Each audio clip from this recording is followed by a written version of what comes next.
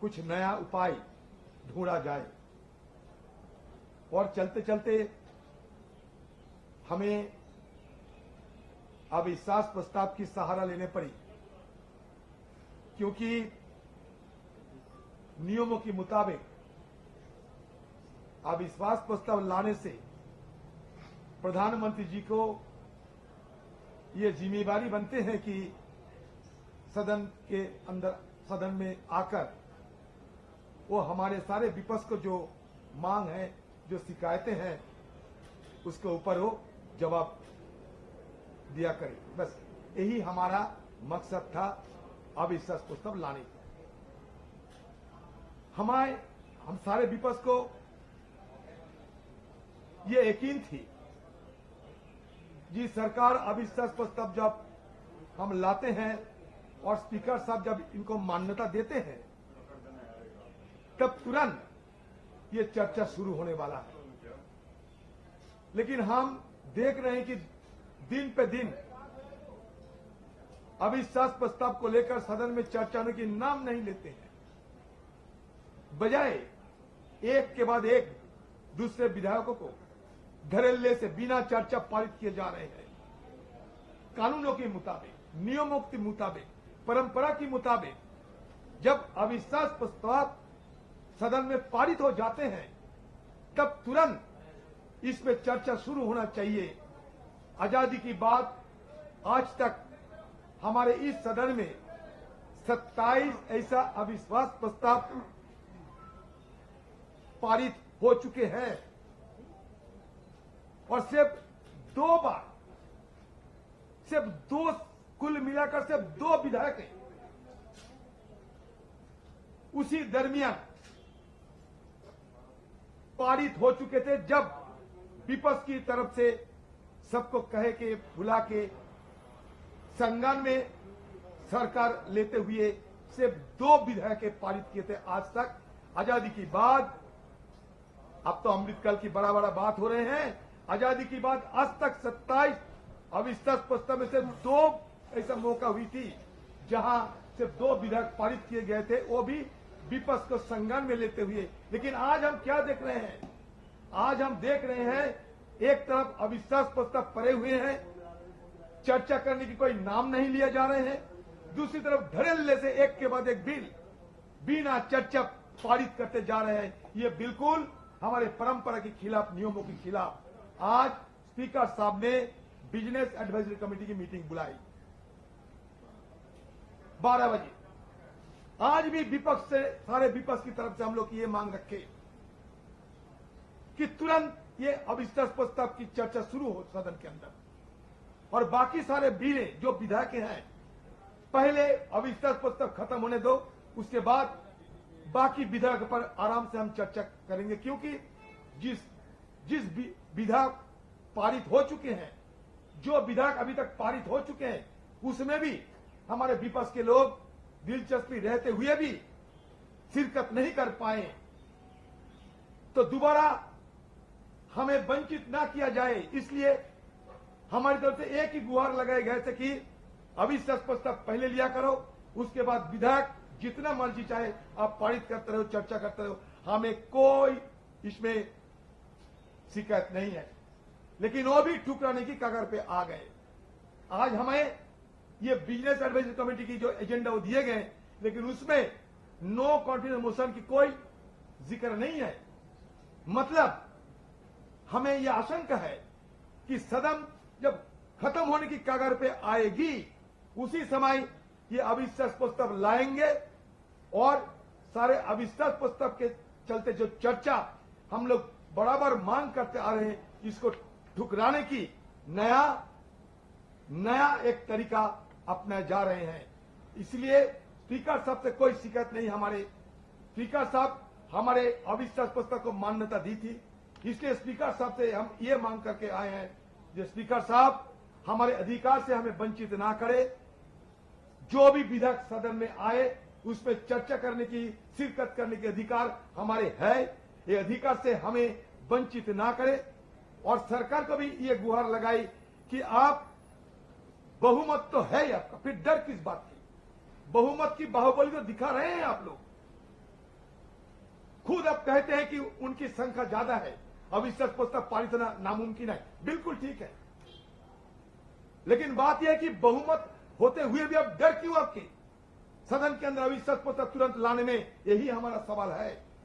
तो इसलिए हमें लगा कि जब विपक्ष की अपने बात रखने में, सरकार की विपक्ष की अपनी राय सुनने में, विपक्ष की अपना गुहार अनदेखी करने में सरकार इतना दिलचस्पी दिखा रहे हैं, तो बिजनेस एडवाइजरी कमेटी में शामिल होना और ना होना बराबर है। इसलिए बहिष्कार करते हुए बिजनेस एडवाइजरी कमेटी से हम लोग यहाँ आके आप लोगों के सामने खड़ा हो चुके हैं। बालू जी है, लालन जी है। ललन जी, ये बार-बार सत्ता पर Today, by 12 o'clock, Honorable Speaker has called for a business advisory committee, wherein the government wanted to shoot at the shoulders of the Speaker against the opposition. They wanted to field all the bills before this August house so that it can be discussed, and they wanted to have the timing fixed.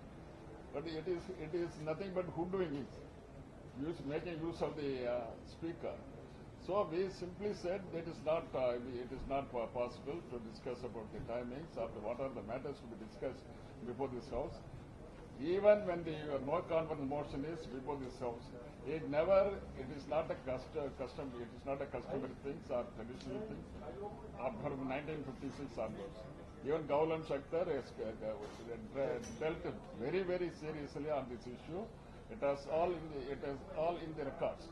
But the government is vociferously wanted to see that just brushing aside of the no confidence motion, they wanted to discuss their own items of bills, which is not at all correct, which is incorrect on the part of the on the part of the parliamentary proceedings. It very much sad on the part of the today's government to bring bills before the no confidence motion is pending.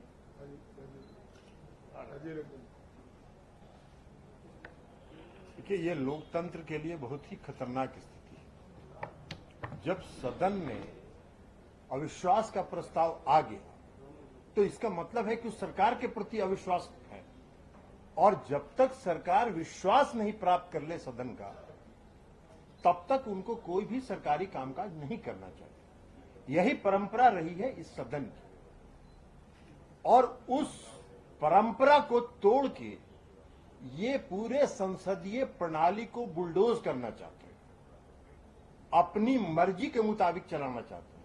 ये बहुत दुर्भाग्यपूर्ण है लोकतंत्र के लिए कि जो इस सदन का नेता है वो सदन में आने से घबरा रहा हो। भाई, हम लोग की कोई मांग ये तो है नहीं। हम लोग की मांग थी कि मणिपुर की जो घटना हुई उस पर प्रधानमंत्री जी आए और सदन को अवगत कराए, और फिर हम लोग चर्चा करेंगे। पूरा प्रधानमंत्री जी को फुर्सत है, पूरे देश का पर्यटन कर रहे हैं, लेकिन सदन में आने का टाइम नहीं है उनको। ये ऐसा लोकतंत्र तो हमने देखा ही नहीं, ये आज तक अभी नहीं हुआ। भाई, इसमें हम लोगों ने हमको भी तीन बार इसके पहले सदन में रहने का मौका मिला है। अटल जी भी प्रधानमंत्री थे, डॉक्टर मनमोहन सिंह जी प्रधानमंत्री थे, सदन में आते थे, हर 2 दिन 3 दिन 4 दिन पर आके सदन में बैठते थे, सुनते थे। ये तो आज तक सदन शुरू होता है, एक बार आते हैं और सदन समाप्त होता है तब जाते हैं। ये कौन सा लोकतंत्र आप चला रहे हैं? सारा इतिहास अपने नाम लिखना चाहते हैं। ये सदन चलता है परंपराओं पर, ये सदन चलता है नियमों से। न इनके लिए नियम का कोई मतलब है, न इनके लिए परंपरा का कोई मतलब है। ये सिर्फ बहुमत के आधार पर बुलडोज करना चाहते हैं। मुझको स्मरण है स्वर्गीय आदरणीय अटल जी के समय में भी अविश्वास का प्रस्ताव आया था, और अटल जी ने कहा कि अविश्वास आ गया है, पहले इस पर चर्चा कर लो। उनकी सरकार गिर गई, लेकिन उन्होंने चर्चा कराई। आप आज कह रहे हैं कि हम बहुमत में, अरे बहुमत में रहिए चाहे अल्पमत में रहिए, ये तो सदन तय करेगा ना। विश्वास प्रस्ताव गिरेगा कि विश्वास प्रस्ताव पास होगा, ये तो सदन में होगा। और माननीय अध्यक्ष जी ने इसको स्वीकार किया, और अध्यक्ष जी ने जब स्वीकार किया है तो इस पर चर्चा होनी चाहिए। तो सबसे बड़ा लोकतंत्र के लिए है कि इस देश का जो नेता है सदन का, वो इस सदन में आने से घबरा रहा।